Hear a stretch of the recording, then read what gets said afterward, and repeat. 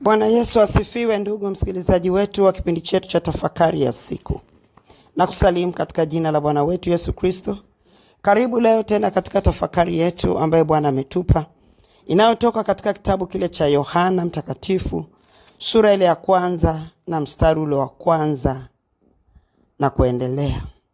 Biblia inasema, hapo mwanzo kulikuweko neno, naye neno alikuweko kwa Mungu, naye neno alikuwa Mungu. Huyo mwanzo alikuweko kwa Mungu.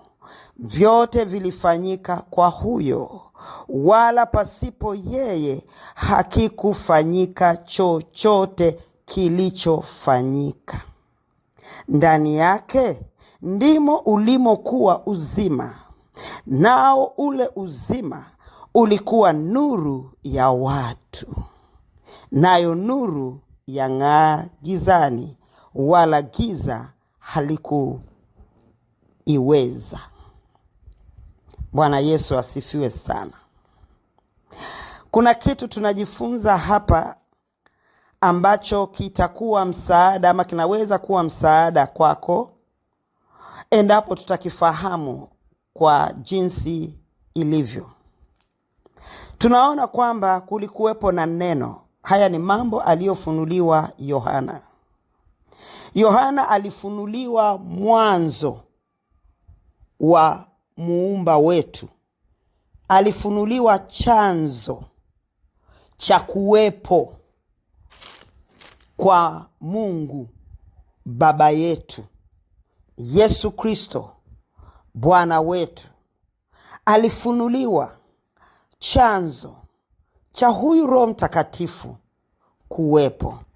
Chanzo hicho kinaonekana hapa kwamba mwanzo kulikuweko neno.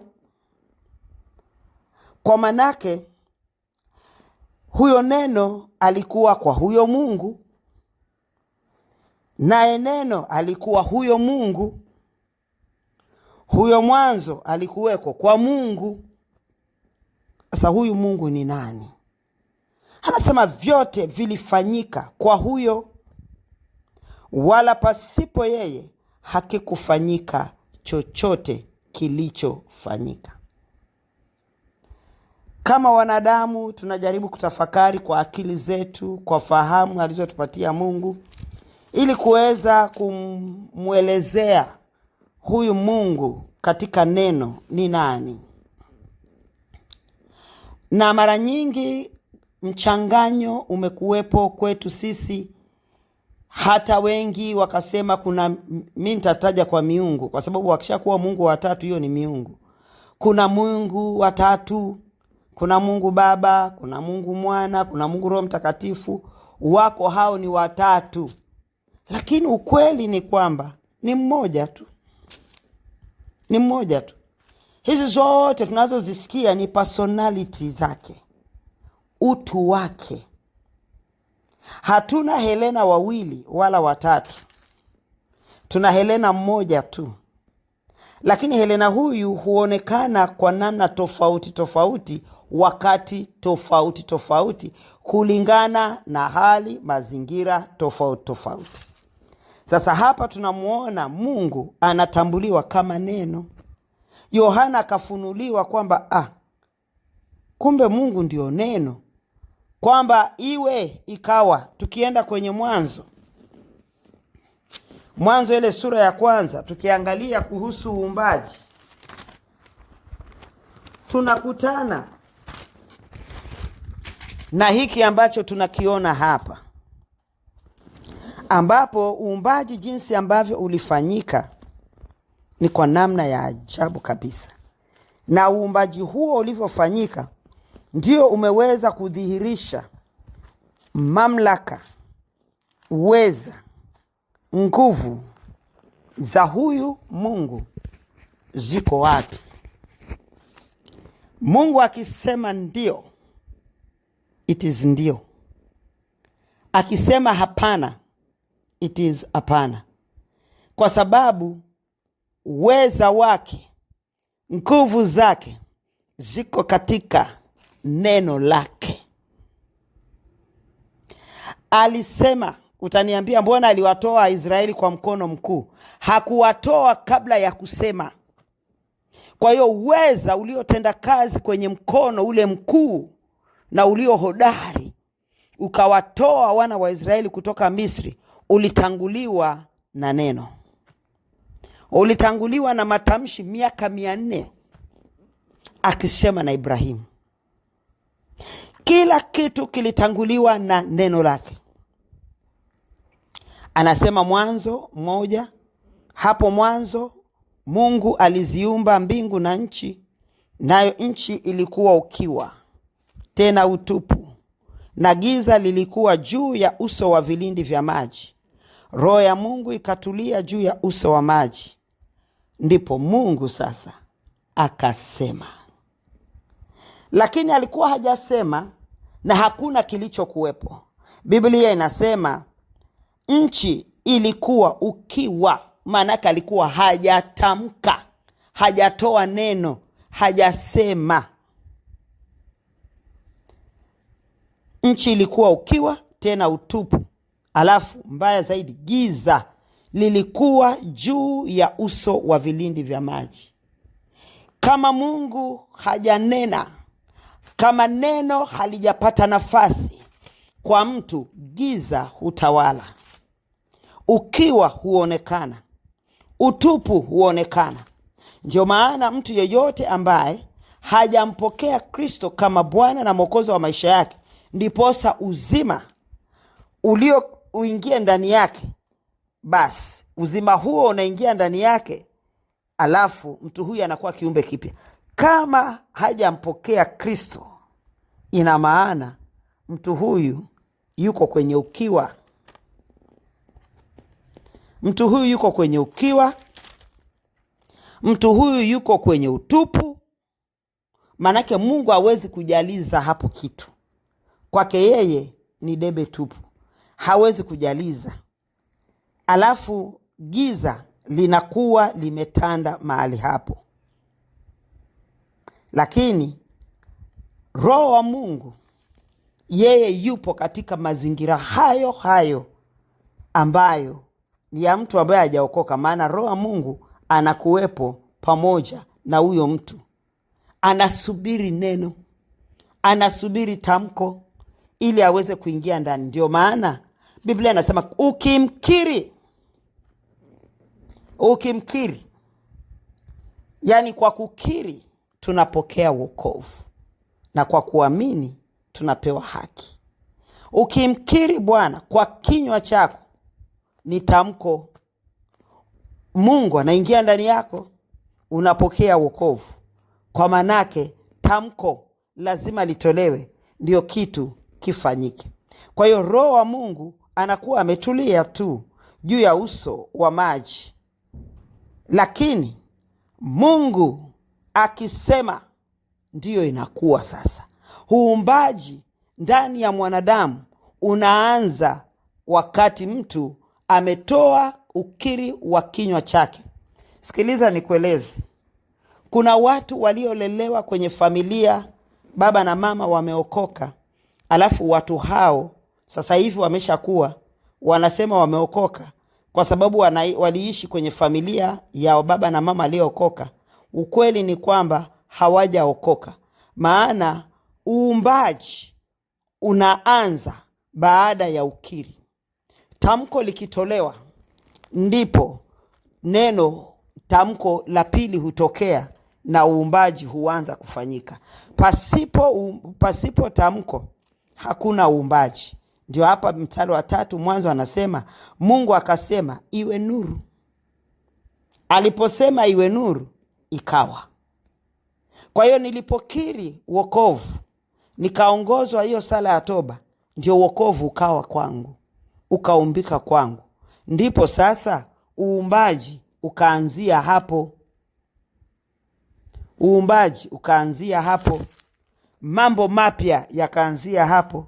Hakuna mambo mapya, hakuna uumbaji wa Mungu kuanzia mahali ambapo tamko alijatolewa. Neno lazima litamkwe kwanza. Ndio Mungu akasema iwe nuru, ikawa nuru, akaona ya kuwa nuru ni njema. Mungu akatenga nuru na giza. Kwa tunaona namna gani ambavyo uumbaji wa Mungu unafanyika kupitia neno, na ndio tunaona uweza uko kwenye matamshi. Mauti na uzima uko kwenye uweza wa ulimi. Uko kwenye uweza wa ulimi. Hata kwetu sisi wanadamu. Ndio maana Mungu akiapa, tunaona Mungu, watu wanategemea kwamba Mungu atabadilika, Mungu ataenda hivi, Mungu ataenda hivi. Uweza wake uko kwenye matamko lake, kwenye neno lake, na alishatamka. Ndipo alipomaliza kutamka akatangaza mwisho. Tangu alipokuwa anatamka, tangu alipokuwa anaumba, ndiposa kile ambacho alikiumba kikawa ndio kimebakia hapo. Kile alichokitamka ikabakia ndio kanuni. Hakuna mahali Mungu alikuja kubadilika tena. Kuna kitu wanadamu lazima tuelewe. Hatuwezi kutegemea chochote, badiliko lolote kutoka katika yale ambayo tayari yalisha kuwepo, kutokana na kile ambacho tayari alishakitamka. Hakiwezekani, kwa sababu uweza upo kwenye ulimi, kwenye kinywa, na yeye Mungu anafanya kile ambacho alishatamka. Sasa sisi tunamjua Mungu ambaye alishatamka, alishanena na alishatangaza. Akatangaza mwisho tangu mwanzo. Wakati anaanza ndiyo akatangaza mwisho. Na kwa hiyo huyu mwanzo ambaye ni Mungu ni nani? Huyu mwanzo ambaye ni Mungu ni neno. Ni neno. Sasa tunataka kuona huyu Helena ni nani? Huyu John ni nani? Mary ni nani?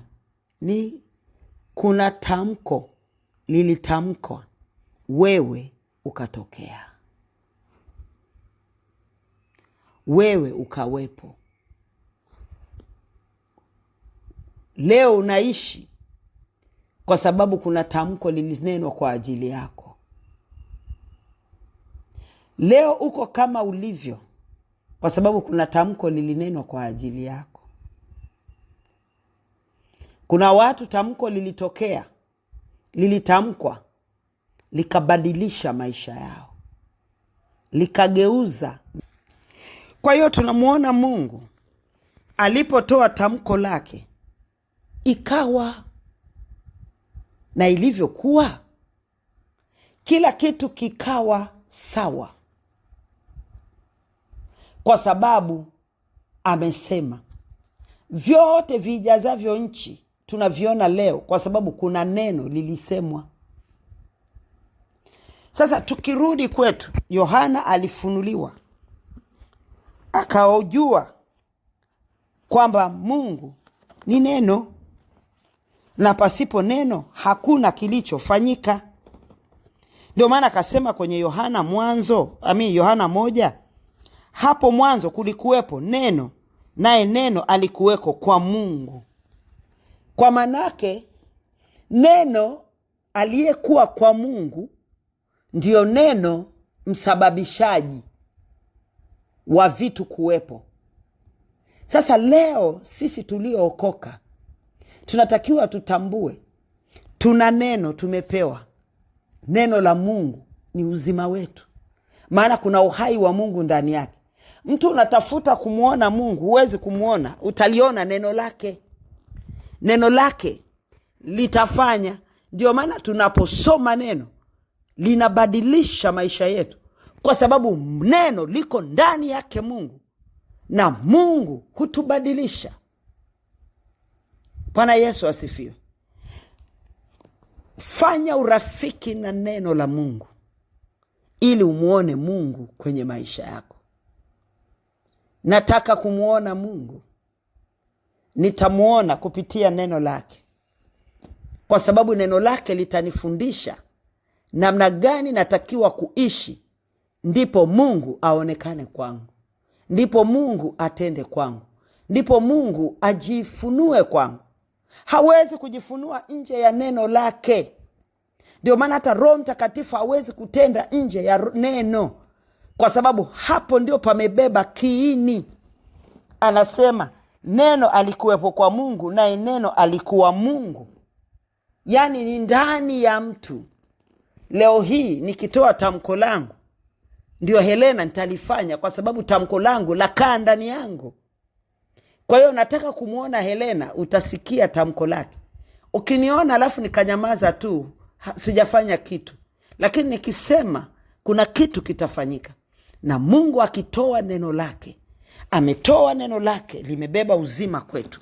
Katika neno lake tunapolishika na kulitendea kazi, ndipo Mungu hutenda kwetu. Mungu atutendee. Tafakari hii na ikupe kutafakari. Ni kitu gani nilichokikosa ili nikirudie? Ni neno. Watu wengi tumedharau, tumepuuza neno, tukashindwa kuelewa kwamba hili neno ambalo tunalikataa liko ndani ya Mungu.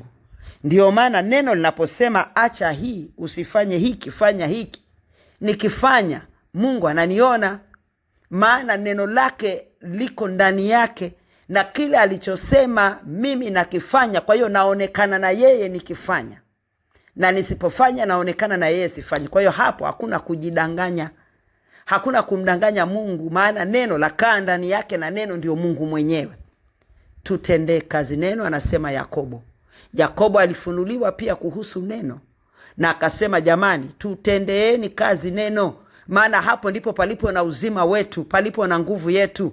Hapo ndipo mahali ambapo tunaonekana. Unataka kukaa karibu na Mungu, tendea kazi neno. Soma neno, sikiliza neno, ingia kwenye utendaji, na neno hilo litafanyika, litaumbika ndani yako, na litazaa kitu ndani yako. Bwana Yesu tusaidie. Ni jambo dogo sana linaonekana, lakini limetushinda wengi kulifanyia kazi. Watu wengi tumeshindwa kukaa kwenye neno lako. Tumeshindwa hata kulisoma tu. Tunaona kama vile linatupotezea muda. Tusamee na ukaturehemu Bwana Yesu. Tunajiweka wakfu mikononi mwako. Kaanze na sisi tu kwa upya leo, ili Bwana ukaweze kutufungua katika eneo hili, na tukapate kuona wema wako juu ya maisha yetu, tunapoanza upya kusoma neno lako kwa utukufu wako. Katika jina la Yesu Kristo wa Nazareth nimeomba na kushukuru. Amen. Mungu akubariki.